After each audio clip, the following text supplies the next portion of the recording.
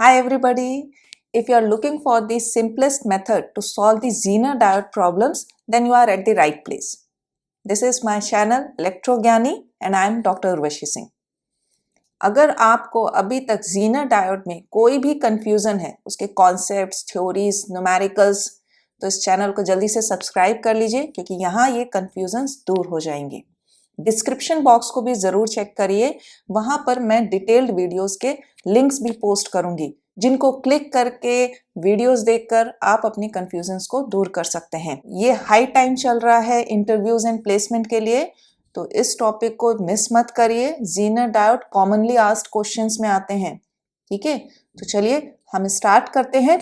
इस वीडियो में मैं आपको बताऊंगी कि ज़ीनर डायोड अगर ब्रेकडाउन रीजन में है तो उसके थ्रू फ्लो होने वाली करंट को कैसे फाइंड आउट कर सकते हैं, ठीक है?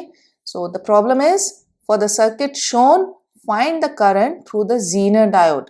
ज़ीनर डायोड की ब्रेकडाउन वोल्टेज 50 वोल्ट है। अच्छा, ज़ीनर डायोड वर्क कैसे करता है?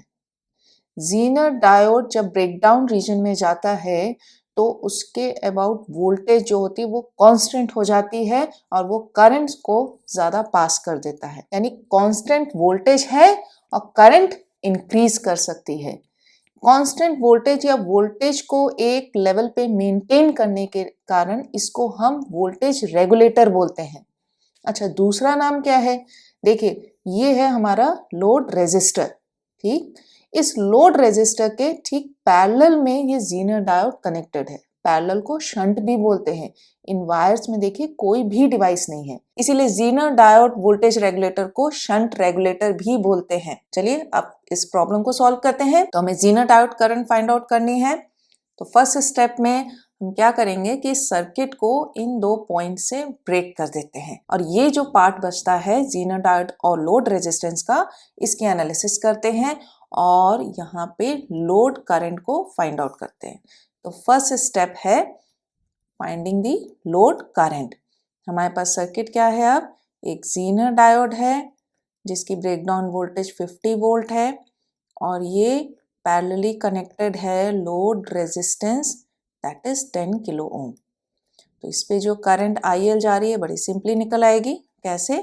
IL is equals to this 50 volt divided by 10 kilo ohm. Okay, तो ये कितना हो गया? 5 मिली एम्पेयर।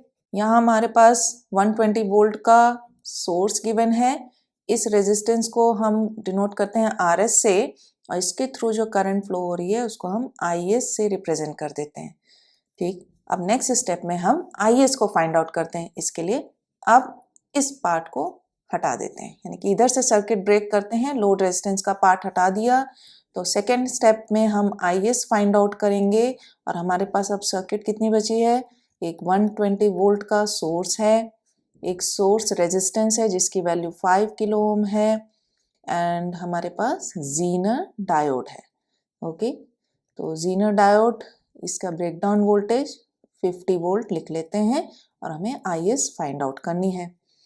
अब स्टूडेंट्स यहाँ पे बहुत इंपॉर्टेंट पॉइंट है, इसको नोट कर लीजिए, कोई कंफ्यूजन नहीं रहेगा।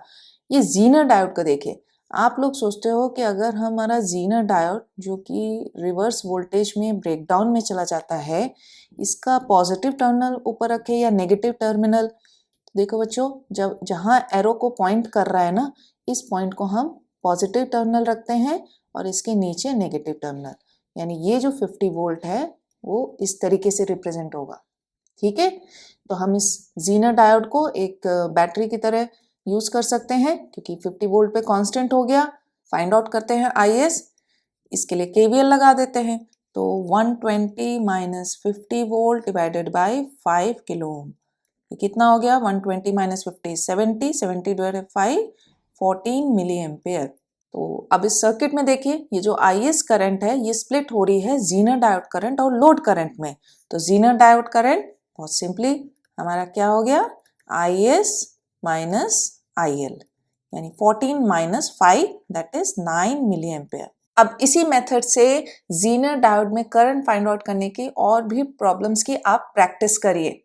अगर आपको ये मेथड सिंपल लगा, समझ में आ गया, तो फटाफट चैनल को सब्सक्राइब कर लीजिए और फ्रेंड्स के साथ शेयर भी करिएगा, क्योंकि आगे मैं और ज़ीनर डायोड की प्रॉब्लम्स को सिंपलेस्ट वे में सॉल्व करने के मेथड्स बताऊंगी। साथ ही कमेंट करके भी मुझे बताइए कि और क्या आपको वीडियोस देखनी है। तो चलिए मिलते हैं नेक्स्ट वीडियो में। Have a nice day.